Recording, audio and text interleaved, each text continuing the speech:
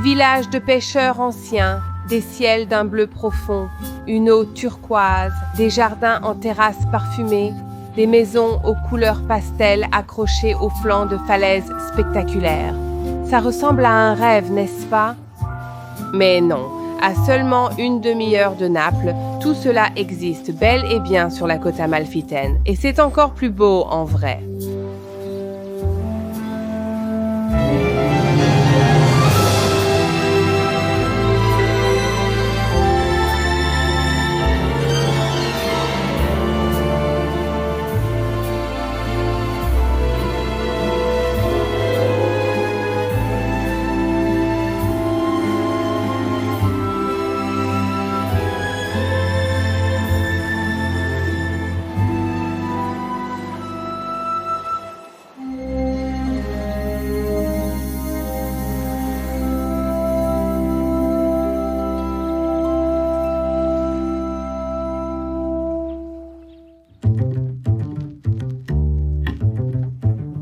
Cetarà est une ville de pêcheurs le long de la côte amalfitaine.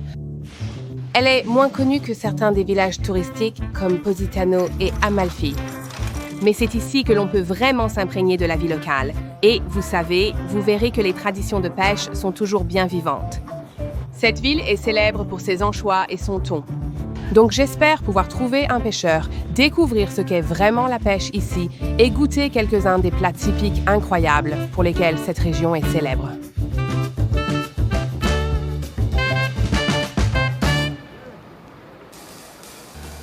Heureusement, j'ai rencontré deux pêcheurs locaux sympathiques, Vincenzo et Antonello, qui m'ont invité à les accompagner lors de leur sortie de pêche matinale au large de la côte de Cetarà. Bonjour. Bonjour, Vincenzo. Salut, Antonello. Salut. Merci beaucoup, merci.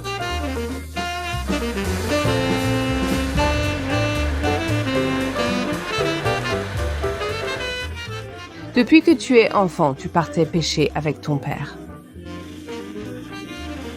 C'était comme aller dans une autre école, double école. C'était comme être à l'armée. Je vais vendre le poisson, mais pas au marché, au restaurant, à la famille, par ici. Tu veux acheter, ils disent oui et... La pêche a-t-elle changé au fil des années?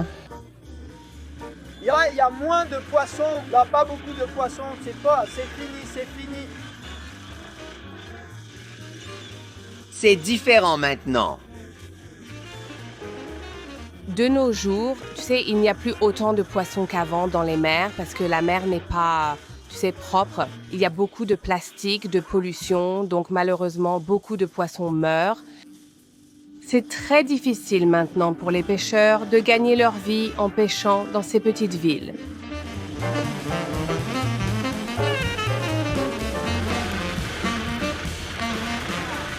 Ils ont attrapé une pieuvre. Oh mon Dieu! La pieuvre est chère.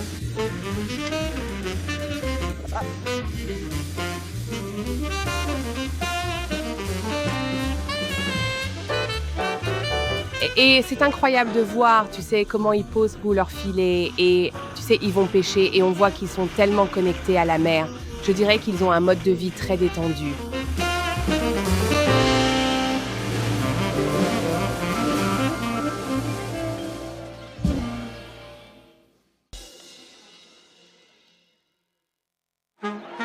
Cetarà est célèbre pour ses anchois, qui sont utilisés pour fabriquer le produit le plus emblématique du village, la sauce d'anchois appelée colatura di Alici. Pasquale et son fils Gaetano possèdent et dirigent le restaurant Al Convento, et ils sont experts dans la préparation du plat emblématique de Cetarà, les spaghettis colatura di Alici, et ils se procurent leur colatura auprès d'un producteur local. Comment la colatura est-elle fabriquée? Elle s'est faite avec les anchois de notre golfe, parce que notre golfe est profond.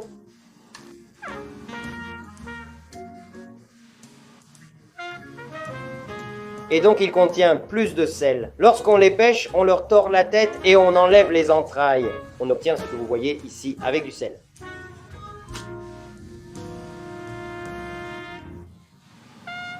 Après 24 heures, vous sortez le poisson, puis vous le mettez ici.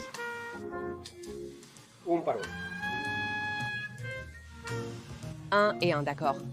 Comme ça, tu mets du sel entre chaque et tu les empiles. L'un sur l'autre, d'accord.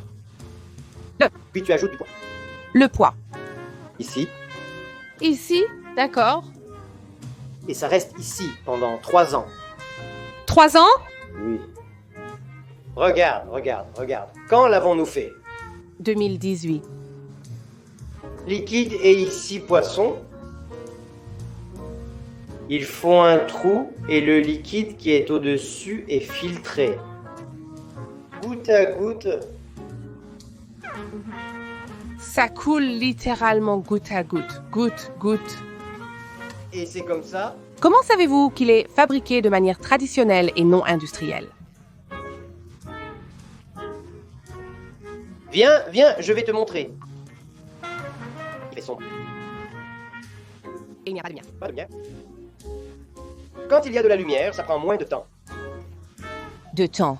Oui, le chef doit te faire manger les spaghettis.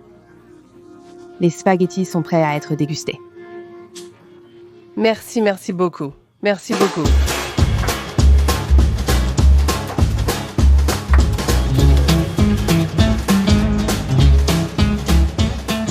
Tu travailles avec ton père? Oui, Tu aimes travailler avec ton fils? Non, je travaille avec lui seulement ces jours-ci. Non, sinon... Non? Qui est le meilleur cuisinier? Le père ou le fils? père. Le fils a déclaré qu'il en avait assez et qu'il rentrait chez lui.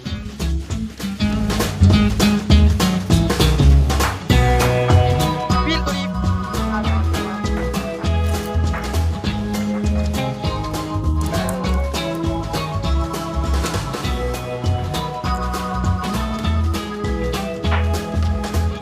Voilà.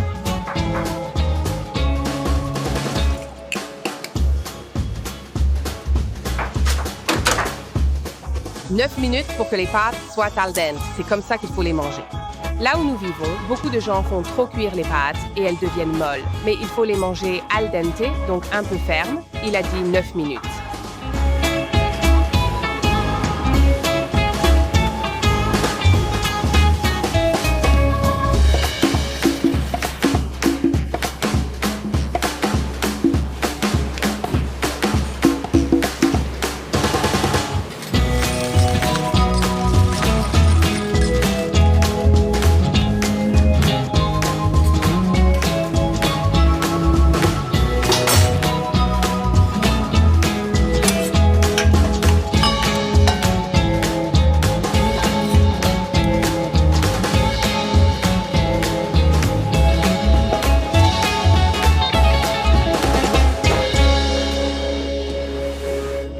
Bon appétit.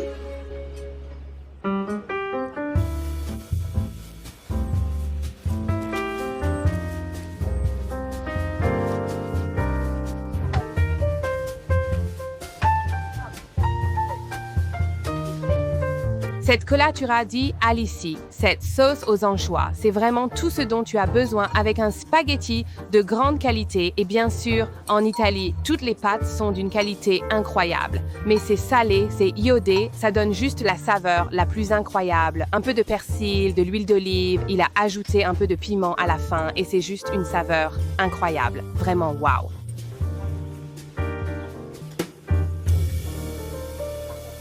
Ce plat définit vraiment cet haras. Perchés au-dessus des falaises de la côte amalfitaine se trouvent des villages en haut des montagnes, avec des emplacements privilégiés surplombant la mer turquoise. Et c'est dans ces villages que tu peux goûter, au sens propre, à des traditions ancestrales et à l'hospitalité locale. L'un de ces villages, Agerola, est célèbre pour sa production du fromage Fior di Latte.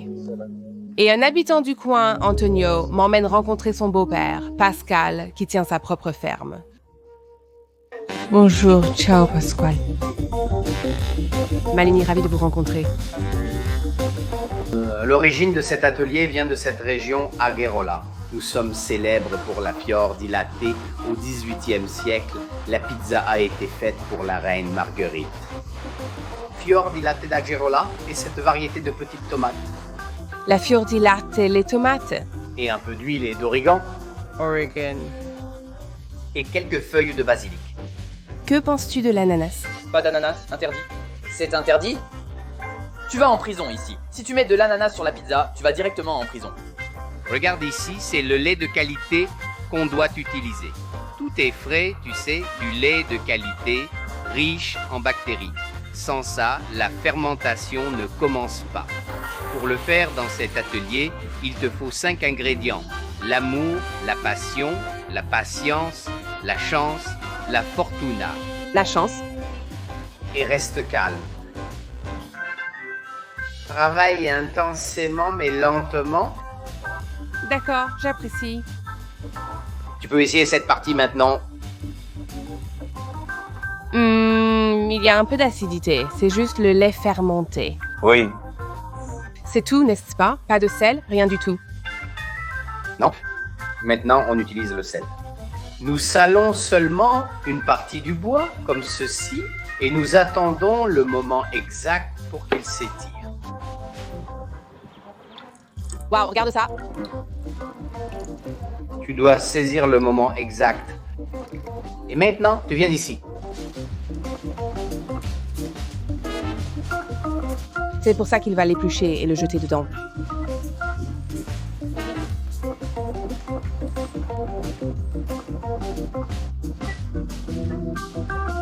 S'il te plaît.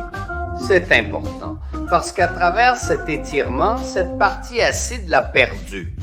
Tu perds la partie acide. Antonio, que comptes-tu faire avec la pâte transparente? Antonio, tu sais comment la faire. Techniquement, oui, mais Pasquale l'a fait mieux. Et puis la tomate et le basilic. Tu dois le cacher. C'est le meilleur moment, je vous en prie.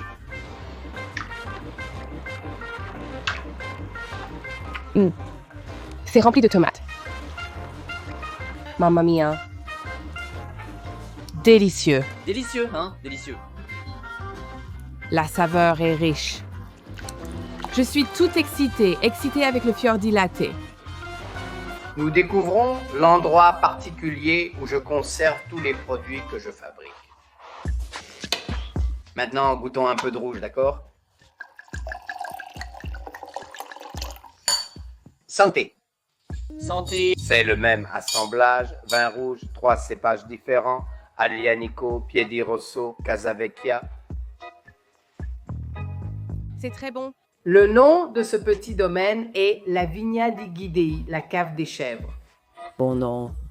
Une tradition très très ancienne parce que cette famille que je connais, les 4 générations, que cette fresque démontre. Il y avait mon grand-père du côté de mon père. D'accord, et c'est lui. Et ici Pasquale. Pasquale aussi, Pasquale. Pascal est mon nom, le nom de mon père c'est Giuseppe. Giuseppe. Pascal quand il était plus jeune, c'est lui. Oh, c'est toi sur la 3e. Et c'est Giuseppe. Mon fils, le plus jeune. Le plus jeune, c'est le fils de Pasquale. D'accord. Donc c'est littéralement comme Pasquale, Giuseppe. Normalement, tu donnes le nom de ton père à ton fils. Oh, c'est une si bonne idée. Pasquale et mes grands-parents, ils buvaient chaque jour quelques bouteilles de vin. Quelle bonne idée. Quand le vin est bio, Le secret de la longévité, dans un verre. et la vie était totalement différente.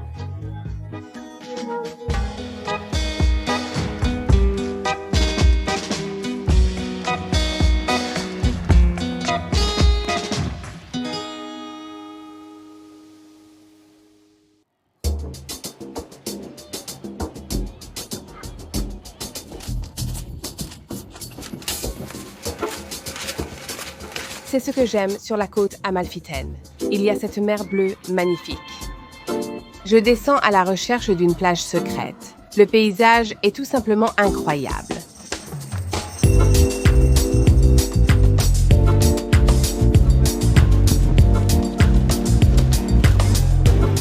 Incroyable.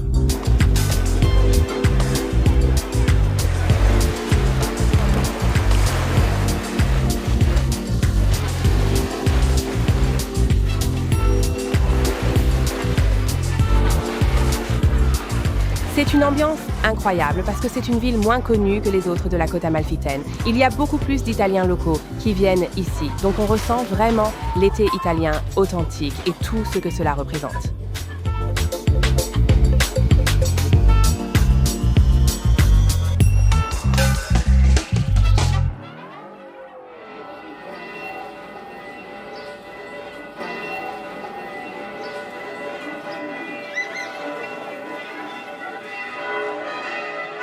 Depuis le coucher du soleil, il fait plus frais. Les gens sortent, c'est très animé partout.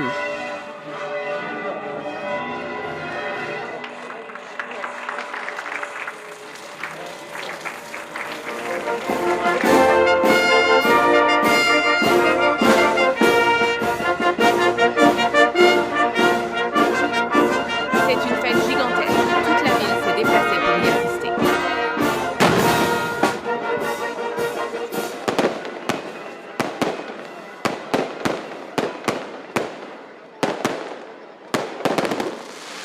C'était absolument incroyable à voir et j'ai demandé à quelqu'un dans la foule de quoi il s'agissait et il m'a dit que c'était en l'honneur de Saint Pietro, le saint des pêcheurs, et que toute la ville se réunit pour célébrer cela. C'est vraiment incroyable.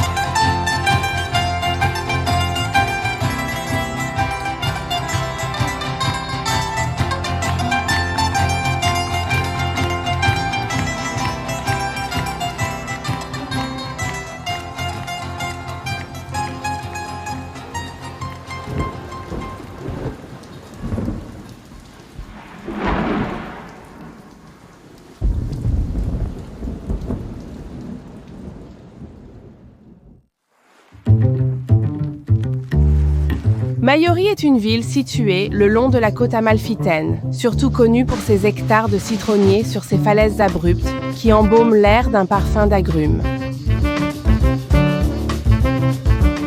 Le long du sentier des citrons, vous verrez de nombreuses terrasses, et c'est là qu'ils cultivent le célèbre citron d'Amalfi, appelé le Sfusato amalfitano. Le citron est tellement essentiel à la cuisine et à la culture de cette région d'Italie. Je suis en route pour rencontrer un habitant d'ici, Giovanni, qui possède une plantation de citron et qui produit de nombreux produits à base du célèbre citron Sfusato amalfitano. Il y a quelques années, le père de mon grand-père avait toute une montagne pour lui. Et puis, évidemment, il a donné une petite partie à chacun, à un fils, à une fille. Oh. Actuellement, nous avons de 3 à 500 citronniers par personne. Ces citrons sont uniques de par leur forme, n'est-ce pas? Pour la forme, le goût et surtout à cause de la peau. La peau est très riche à l'intérieur, l'huile essentielle. Si vous touchez et sentez avec votre nez. Ça a l'air incroyable. Évidemment, le goût, la position, parce que c'est le vent de la mer.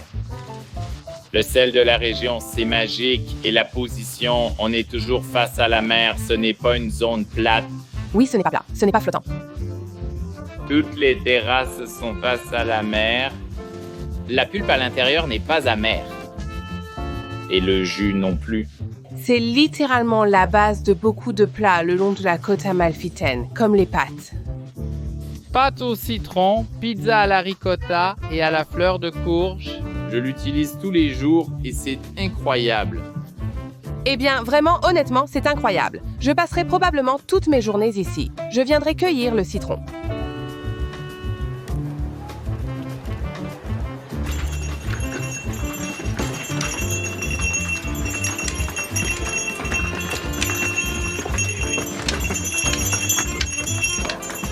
Giovanni me montre comment il prépare son propre limoncello maison. J'ai fait celui-ci hier. Donc, tu as mis l'alcool là-dedans? On utilise seulement les zestes de citron. Il est important de rendre la peau très fine sans la partie blanche. D'accord, juste la peau. Juste la peau. Puis on la plonge dans l'alcool pur. Alcool pur. Oh là là, profumo. Profumo. Profumo des citrons. Profumo des citrons. Nous le fermons et le laissons 5 jours. 5 jours. D'accord. Et ensuite, tu retires la peau. Et ensuite, c'est essentiel. C'est comme les huiles. Les huiles, oui. Nous mélangeons avec du sucre et de l'eau. Et ensuite, nous avons notre limoncello.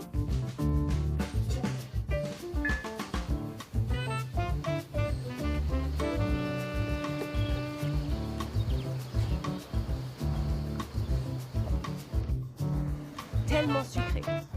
Merci beaucoup. Je vous en prie. Vraiment sympa.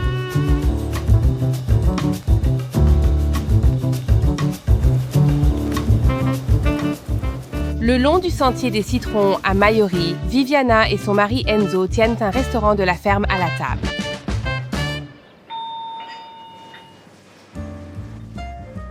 Le nom Cuong signifie lentement en vietnamien. C'est une cuisine lente, comme de la ferme à la table. Tout est cultivé et préparé sur place. 0 km. Oui, 0 km, incroyable. Ceci est du fromage de vache et du fromage de chèvre. Et ceci est du fromage 0 km. Avec une production dans cette région. Oh, ça a l'air incroyable. Ce ne sont que quelques-unes de mes confitures parce que je produis de la confiture de citron, de la confiture de cerise. Et tu fais pousser tout ça dans ta ferme? Oui. Oh, wow. Magnifique. Particulièrement dans cette région, la côte amalfitaine, ils sont bénis avec le climat parfait, le climat méditerranéen. Donc vous savez, ils ont des étés chauds et secs. Ils reçoivent beaucoup de pluie en hiver. Donc ce sont vraiment les conditions idéales pour cultiver tous ces fruits et légumes incroyables. Donc, littéralement, en venant ici, vous allez tellement bien manger. Tout est frais, tout est naturel. Le goût est tout simplement inégalé. Les légumes ont un goût tellement frais. Et cette huile d'olive, arrosée d'un peu d'huile d'olive et d'origan. Ils font sécher les tomates et les courgettes au soleil. C'est vraiment génial. Ce premier jardin est utilisé pour le restaurant. Pour le restaurant Slow. Nous avons un mélange. Tomates, aubergines, haricots. Haricots, oui. Citrouille. Citrouille napolitaine. Wow. Essaye ça. Oh là là, regarde ça, quelle belle couleur.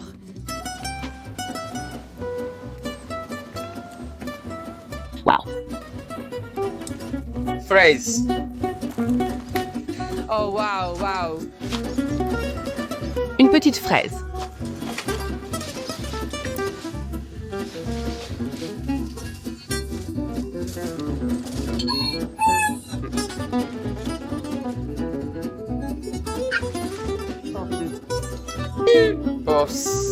Les œufs, bien sûr. Salut, les poules. Tu t'en sers pour les œufs, pour le lapin, quoi?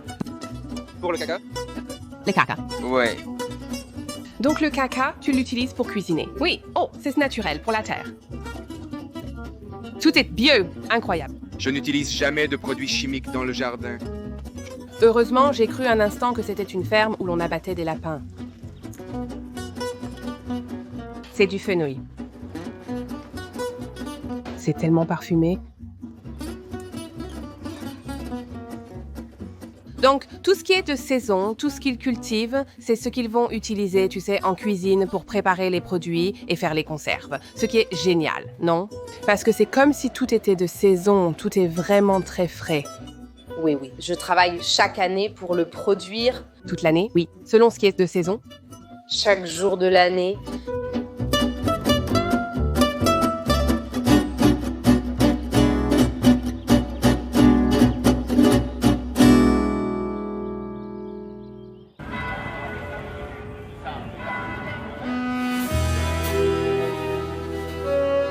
La côte amalfitaine est une véritable histoire d'amour. Dès la première visite, on a l'impression qu'elle vous attire profondément dans son héritage, sa cuisine, ses habitants et certains des plus beaux panoramas que le monde puisse offrir. Vous aurez envie de la connaître encore plus en profondeur et de découvrir, pas à pas, les secrets qui appartiennent à la côte. C'est ce que j'ai fait et j'ai l'impression que j'en rêverai pour toujours.